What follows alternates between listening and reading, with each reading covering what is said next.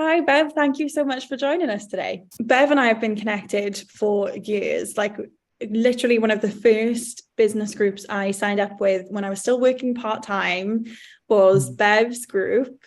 And yeah, since like 2021 or even 2020, I think, the autumn of. 3 years.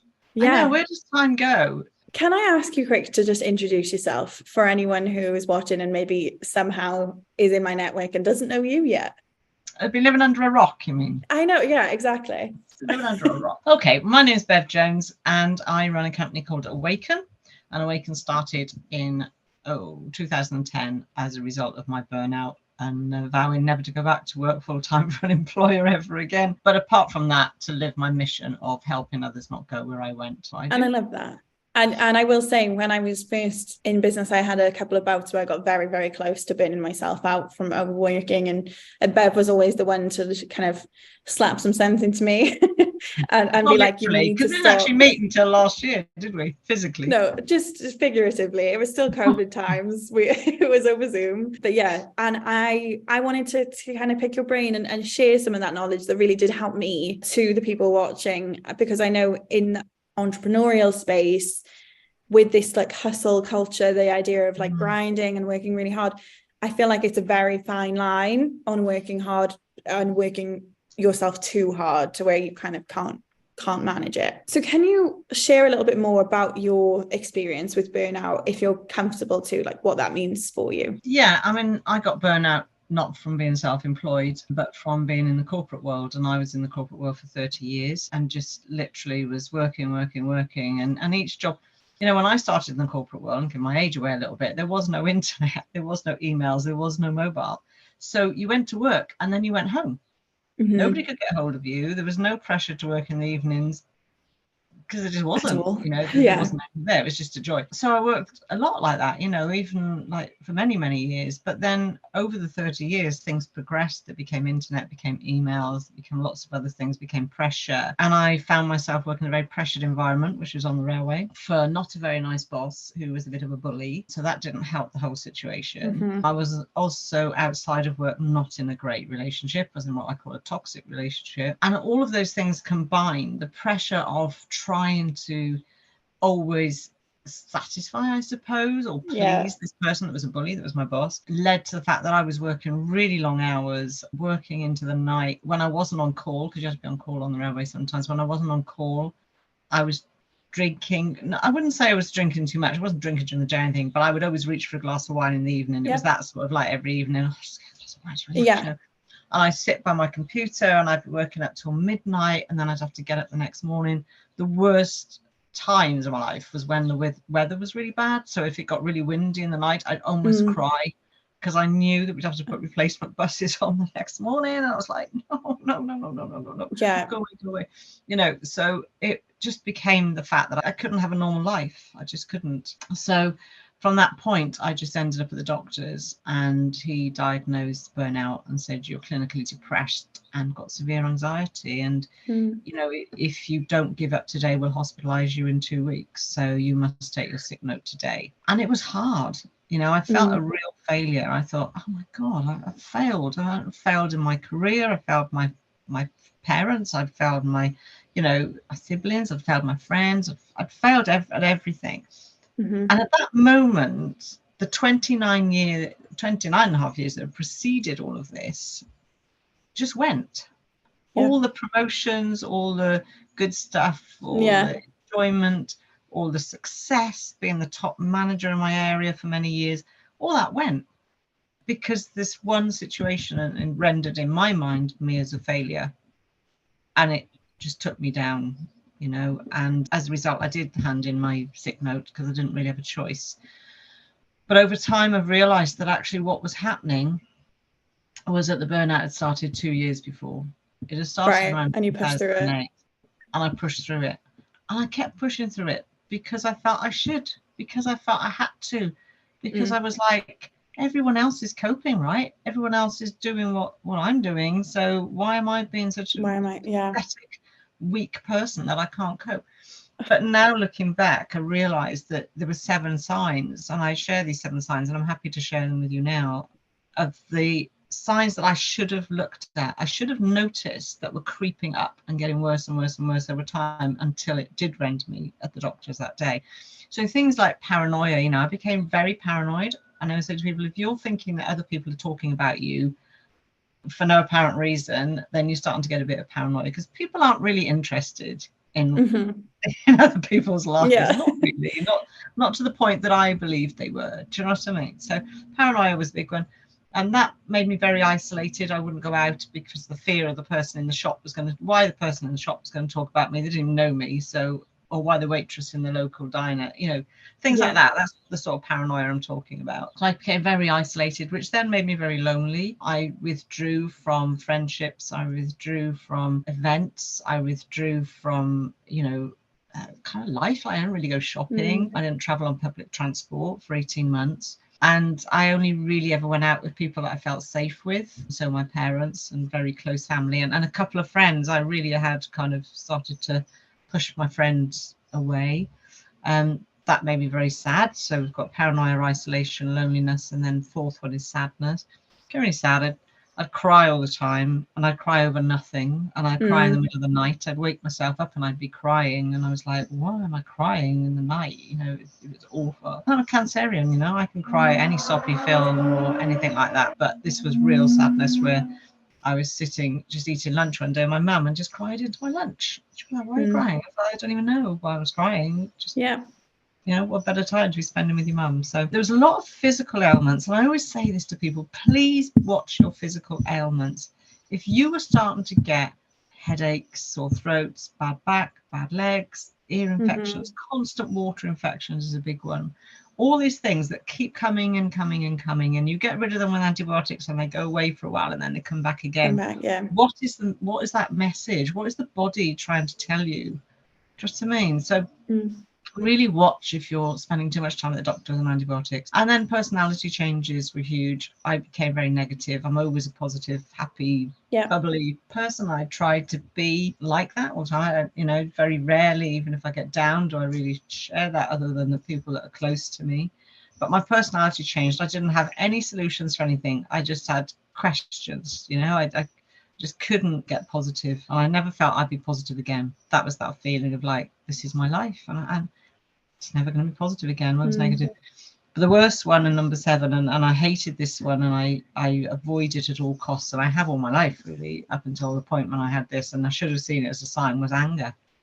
I get angry. I don't do confrontation. I don't do anger. I don't do confrontation now because it brings anxiety on. But back then, you know, like I was bullied at school, and I went through all sorts of things, but I never got angry. I never ever showed it as anger. But at this point in time, I was angry with everybody. I was angry with the lady in Tesco's because she wouldn't change my iron for a purple one.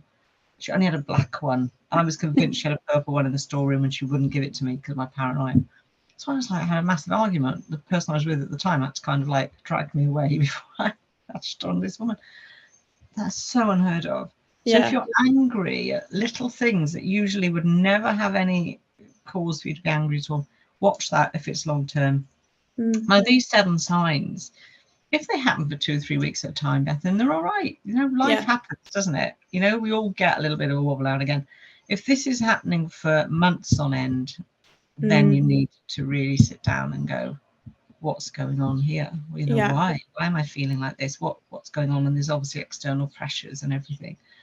So you really need to start to get some help, because that is then turning into something more than just normal regular stress and fatigue. It's just not that coming on fast. So burnout needs to be recognized earlier. And you would say that extending over longer periods of time is what differentiates burnout from typical stress and fatigue in terms of the signs. Absolutely. It's the ongoing thing that you need to look back and think, how long have I felt like this? How long have I, you know, because if we have a cough that goes on for months, we tend to probably go to the doctors. If we have something, sore throat that's gone on for months, we go to the doctors.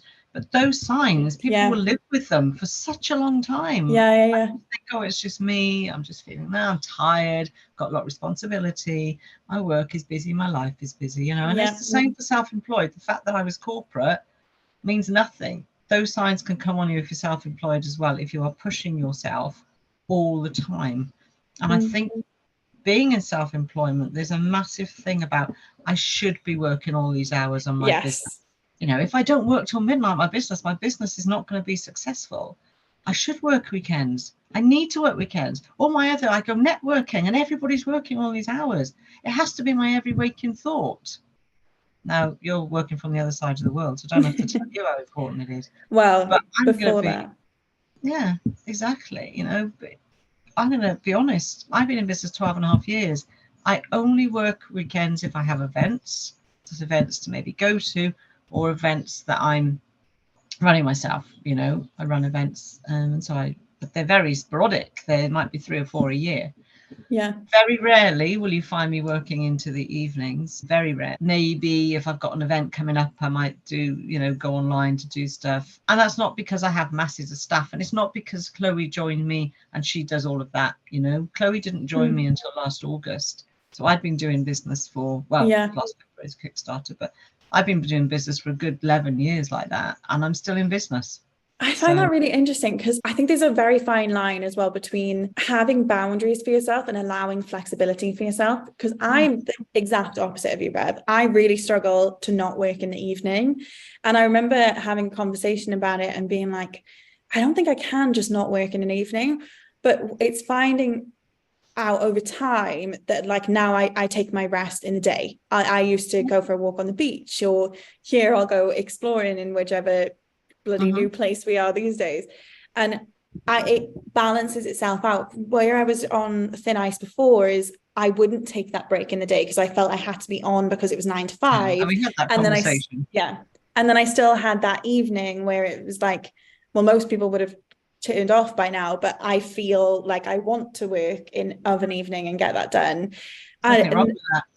Yeah, I think it's weird, isn't it, how you have to have boundaries, but you also have to get rid of the societal boundaries almost when you're working for yourself, and allow it to just work naturally for what you need it to work. I mean, what I would say on that is that a working day, if you work for an employer, your working days are around 7 to 8 hours, I'm guessing. That's the only amount of hours you need to put into your business.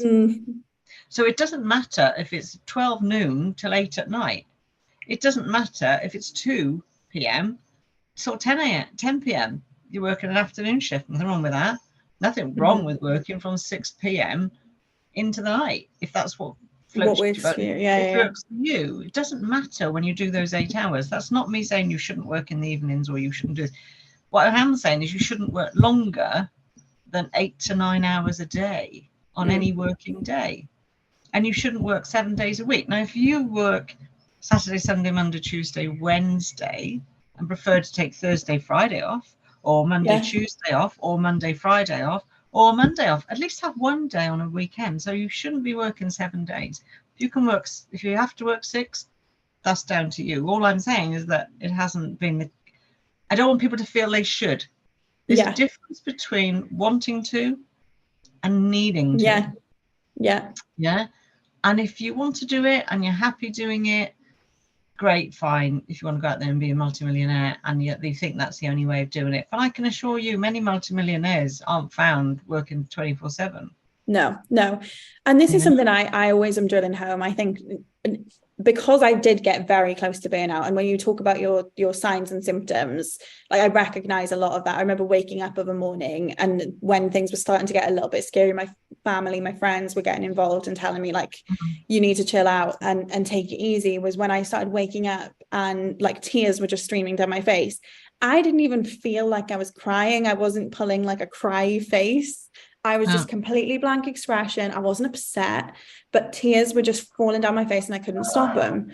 And it was the most out of body experience for me. That was very much a wake up of, like, I can't physically control this and I don't know why. And today my priorities are very different, and I'm able to balance it. But that was a real big thing to me of, like, okay, I'm really getting close to the edge here and I need to take a step back before I go too far. And I think one thing that I want to touch upon and get your thoughts on here is that as self-employed people, I think the impact of burnout can be actually far more catastrophic than the impact of burnout being employed, because you can't get a sick note. if you have no money coming in and you can't work because you've burnt yourself out, like that can completely ruin people and cause bankruptcy and all these other issues. Exactly. That's exactly it. Being in business the length of time that I have lost count with the businesses that have gone under. And they worked a lot longer hours than me. They worked a lot more weekends than me. And they thought that was the answer. And it was never the answer. You need to be able to take a step back and say, what am I doing here? That means, and they were literally burning themselves out. Yeah. So even if they had almost the most successful business ever, they had no energy left to run it. Yeah. They had no reserves, because when you're in business, you literally are you, and you're responsible, even if you're in it in a partnership, with your other half or whatever, that both of you are responsible then for if you've got staff or sales or whatever. And if you're driving, it can break that relationship. I've seen relationships break up. I've seen businesses end, and it's sad. It's really sad, because it just means if they'd have just taken a step back and looked at what they needed to do, almost, that look after your well-being, get some goals in place, speak to the right people, surround yourself with the right people, that can help you. There's all these things, because otherwise I've seen so many people just crash and burn and lose their business as a result. For anyone listening who is relating to some of these signs and thinking like, oh, I probably am towing the line of getting close to the stage of burnout, what would some of the steps be to kind of reclaim and take back some energy and get back to this more healthy work-life integration? I would say start to set yourself some time for working, say to yourself, and that, as you said, sorry? Shifts. Yeah, really put yourself some shifts and say, right, okay, between this time and this time I'm going to be working. Go for a walk at lunchtime, get away from your desk, have that all important lunch hour or break or something, but make sure that you refocus, if you like, sit down and refocus on what you need to do to make this work. So the first one would be have some set times to look at goals and say, right, okay, what is it I want? My father has a great saying, and it's not just his, it's a thing, I suppose, maybe older generation. But your needs are few, your wants are many. What do you need to keep your business going? Don't think about being a multimillionaire today, unless you are one, of course. Don't think about, think about, right, what do I need to pay my mortgage, pay for my food, keep my bills, keep a car on the road, feed my children, whatever. Look at your needs first. Strip back anything you don't really need. Do you really need to pay premium Spotify? Are a few ads here and there really going to matter in the grand scheme of things? It might not seem a lot, but it's £90 a year, and you add up everything that you might be spending money on doing that can make a massive difference. So start to look at how you can realign your goals in with what time you have. Make sure you have goals for well-being and self-care as well. Hugely important, and people don't do that. They're all focused on business. They never say, I'm going to take X time to read a book, or X time to go for a walk, or X time to go to the gym or swimming, or just sit and just be. Like last night I just sat there was rubbish on telly. Hubby was doing some bits and pieces, I don't know, on his computer. I don't know what he was doing. He's never on his computer in the evening, so that's the only time I really take an opportunity to read a book. He's usually just sat chatting and stuff. But I just sat and read my book, turned the volume off on the telly. I didn't need any external noise. Do you know what I mean? And just sat and read. And do things like that. Look after yourself. Plan self-care into every day, whatever that means for you. Please don't buy into other people's professional success on social media. It's not always real. Yeah. Trust me, it's not always real. I see that all the time. And people talk to me. People talk to me a lot. And I know a lot about a lot of businesses because, I'm people's confidant in a way, I suppose. And I never break that. And I don't even in my personal life, if somebody tells me something, that's where it stays. But I know that I'm looking at their personas online thinking, that ain't real. That's not what you're doing. That's not you. You've got a dozen part-time jobs tagged behind that successful business where you're up in London every day at the Shard or wherever you're supposed to be doing. Do you know what I mean? But I do think going back to this hustle culture, there's a bit of an expectation that we're just going to keep striving for the next step and the next step. And endless growth that maybe isn't needed. I want to look at as well. I think one of the things that can cause burnout is a struggle to be able to delegate and give away some of the responsibility as a business owner, especially as things grow.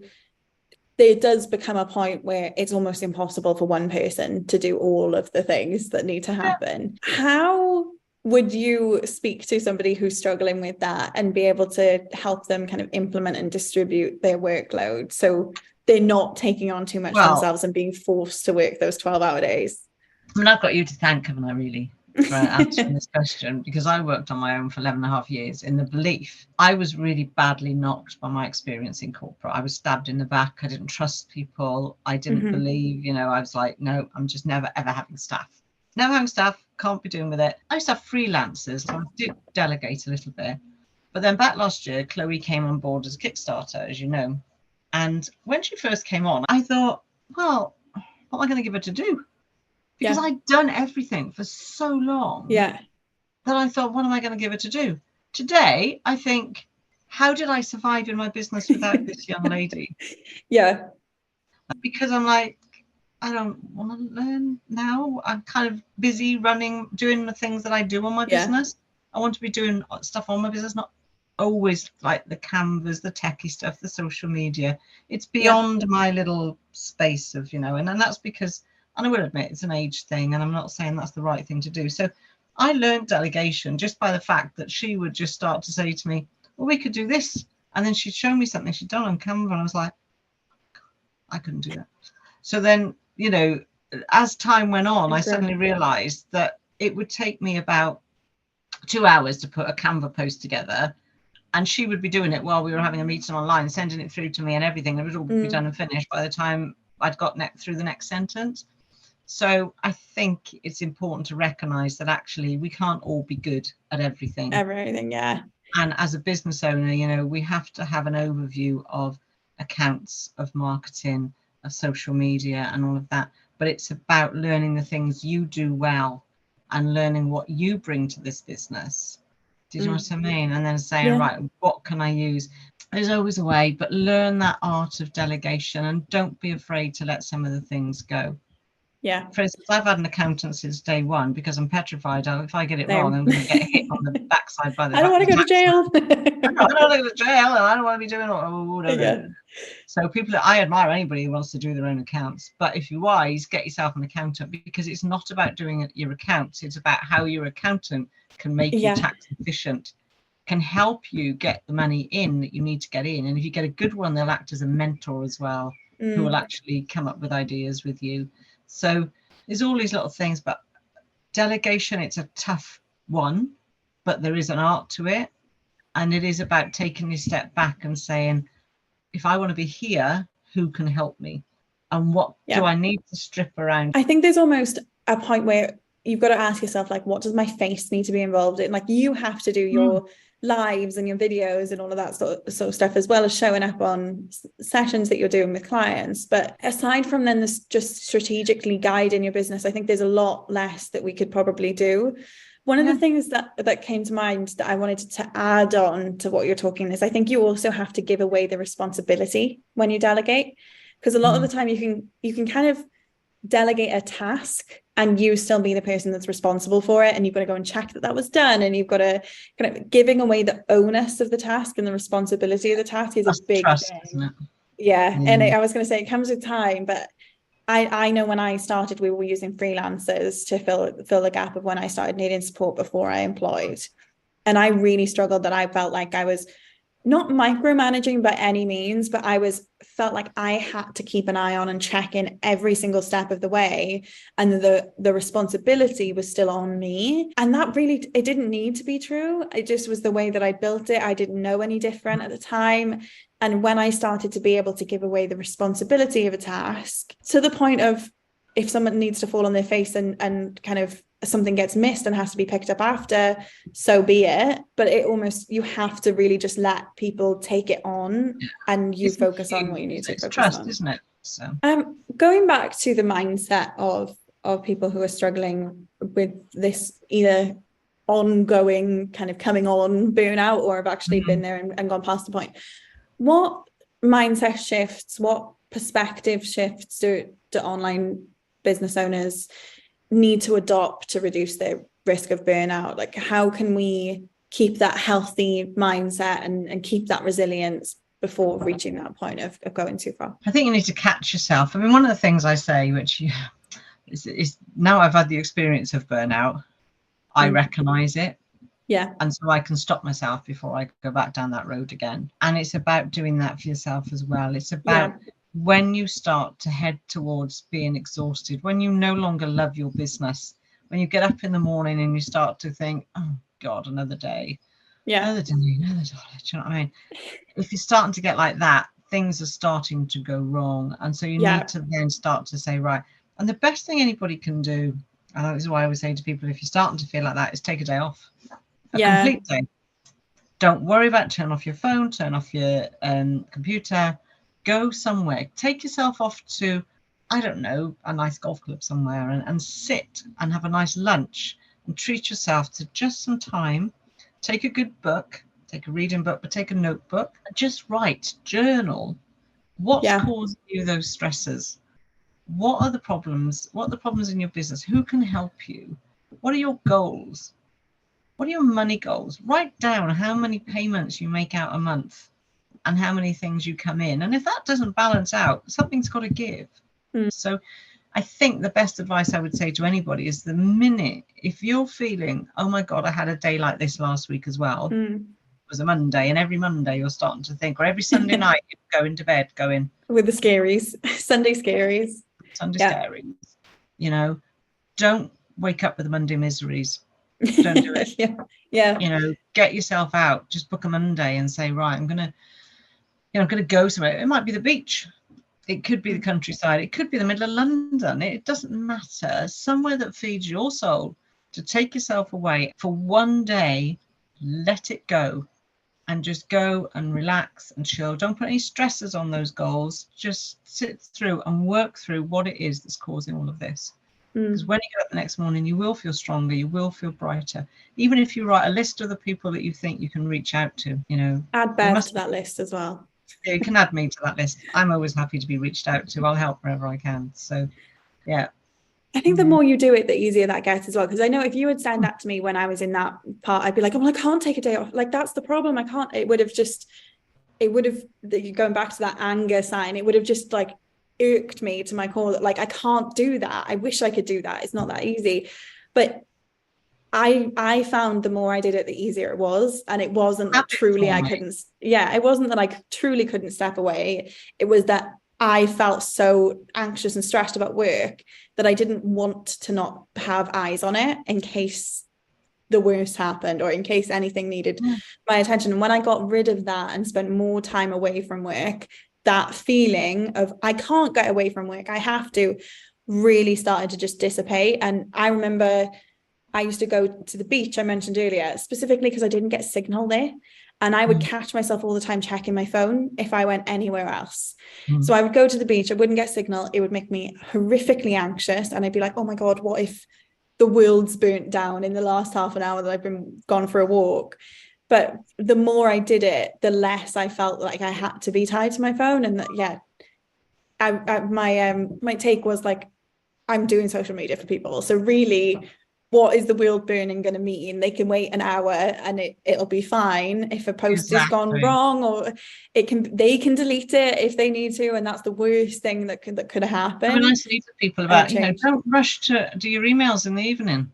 If say somebody sent you an email, don't wait till the next day. Life isn't nobody's gonna die. You know, oh, I can't come to your meeting next week.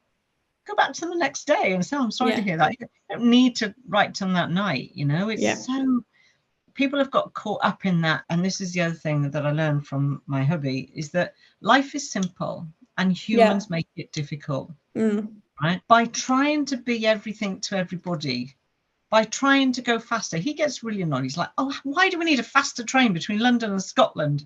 You know, he's never really been to either, so he doesn't really get the whole kind of thing. But he's like, so what's half an hour going to do? Yeah. You know, it's not the end of your life. And that is the thing. I think we need to really be rational about it and say, really, what is the worst thing that is going to possibly happen if you can't do a day, take half a day. If you can't do half a day, take an hour. Yeah. Start to claw back a little bit of time for yourself, and you will find that it becomes easier over time, that the guilt will go. Yeah, it and does you can go. start to, you can start to actually, and the more you do it, the more successful you become. Yeah, funny enough, ridiculous. I weirdly have realized between myself and my accountant kind of working on our forecasts and previous history. Now I've been running a few years full time. And my most successful months are always the months that I have time off, because you are the most efficient when you are working on, you're like, I have 10 days in the office this month instead of 20. And I need to make sure that every minute of those counts, and you like hit it and then leave. And yeah, the best month I've ever had in business was a month where I was climbing Snowdon with my family. I went to a festival. I went on holiday with my boyfriend. I had the most insane month. I came back from my festival. I actually took an extra day off because I had a bit of a sore head after a weekend of partying, and gave myself an extra day off on a month where I was hugely busy, and it worked. And I looked at it at the end of the month and I was like, oh, we've signed 5 new clients and I've broken every income goal we ever had. And it felt like the easiest, most aligned month that I'd ever had in business as well. It's bizarre, isn't it? It's like, like I said, I fought for all those years about not having a member of staff because of the whole trust issue and everything else. Since Chloe has come on board, which is now probably about 18 months, I have made more money in my company. I've afforded to pay her, which I never thought. I was like, oh my God, I can't, I'm just going to pay her. I'm responsible for her as well. That money comes in every month, not even a problem. And I have made more money. I've got a higher turnover this year and a higher profit this year than I've had in 12 years. Now, you tell me that there's not something in letting go, delegating, trusting, all of that stuff. That's not to say I didn't good turnover before, but there is more.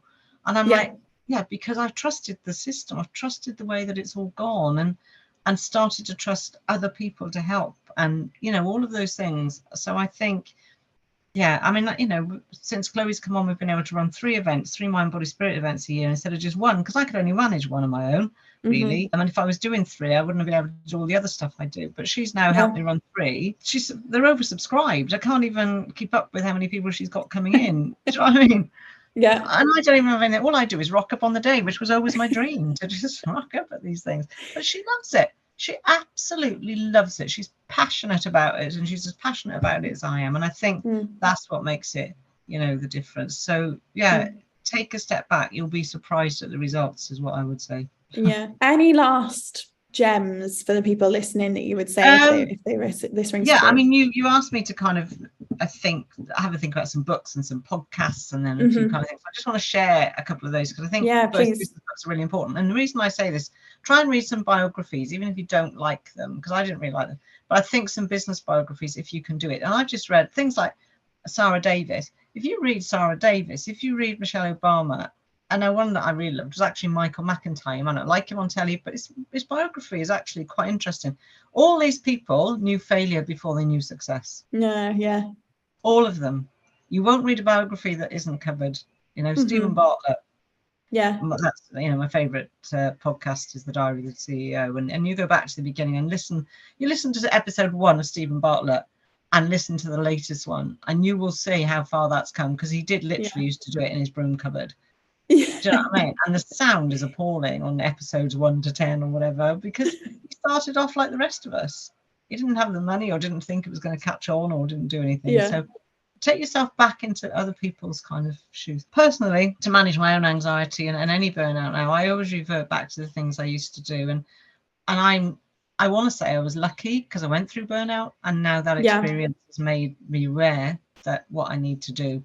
I'm a burnout survivor, and so I have the knowledge on how to recognize it. I take time out. I take a step back. I get focused. I write. I walk. I wait for things to settle, knowing they will. And it's that knowing. And I want to take everybody back to the time when it was COVID in 2020. Yeah. We all thought, what's it ever going to be like to feel normal again? What's it going to be like to go out into the world? Is this ever going to end? Is it always going to feel like this? And look where we are now, 3 years on. So things do change, and life does change, and you can, do you know what I mean, be part of that. You can stress and push and shove, or you can sit back, which we all had to do with COVID, really, whether rightly or wrongly. That's what we had to do. You're forced to. Well, you were forced to. And I'm not saying that was the right thing now, but we were forced to. And all of us took some time out. So things will pass. I always say that to people, always hold on to that. You know, this too shall pass, and things will get better. But the one thing really try and do is, ever you're feeling a wobble, a human wobble, a business wobble, reach out. Communication is the best medication. You need to speak to somebody and get some support. Love that.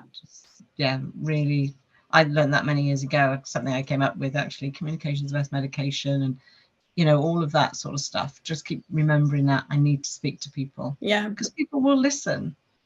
You know, people will listen. Practice self-care and realize that one day you'll look back on this experience and go, now, when I was in that experience, this is what I did. And then just redo it next time it happens again. Yeah, and it's true. You can spot, once you've been there, you can spot it sooner. And even so, over the last kind of couple of years since I had my very near bout, where I'm sure if I'd kept going, I would have completely burnt out. Now I recognize when I'm acting a certain way, or I get more irritable, or I just have a feeling where I feel frazzled, and there's no other way to describe it. And as you go down that path, I spot that feeling sooner and sooner and sooner, so you have less work to do to sort of undo it almost.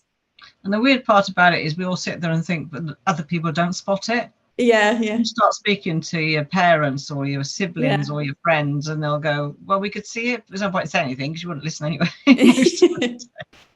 But they will see the signs as well. And if they're telling you, if somebody's saying to you, you need to slow down, you need to take a bit of time out, whether that be your business mentor, whether that be your parents, whether that be a friend, whether that be, if somebody says to you, I think you need to slow down a bit, chances are you do. Because they're seeing things that you're not seeing. If they've recognized it, then you just haven't yet.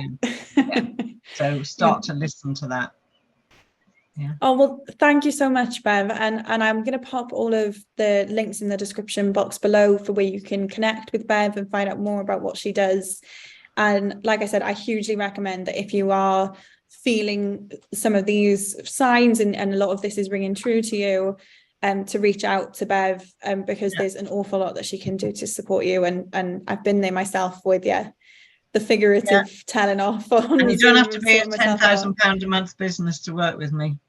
No, exactly. It's all about helping as simple as buying my books, which are, you know, just in the pounds sort of thing. So it's not about me making a lot of money out of this. It is about me making money. Of course, I've got to live.